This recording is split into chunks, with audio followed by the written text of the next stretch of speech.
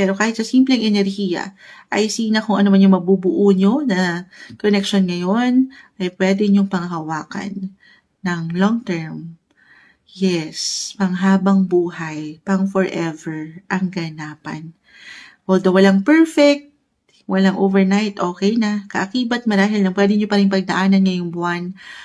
Feb tayo guys ha, Feb ibig. Unang naiwan ko, pagsakit ng ulo. Kaakibat ng mga ganap na to, syempre kung meron halimbawa, meron talagang celebration, o meron something ganap sa pamilya, or sa relasyon, meron kayong piniprepare or meron ipiprepare sa inyong mga partner nyo, kaakibat niya na yung proseso. Ang proseso ay hindi naman madali. Walang overnight success agad or maganda lahat. Or parang nandito yung ideya na nagsisimula kayo sa una for some of you.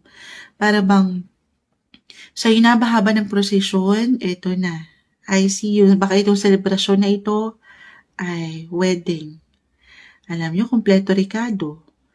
Kompleto Ricardo, love, romance, beauty, attraction, the Empress, celebration, happiness, sana all.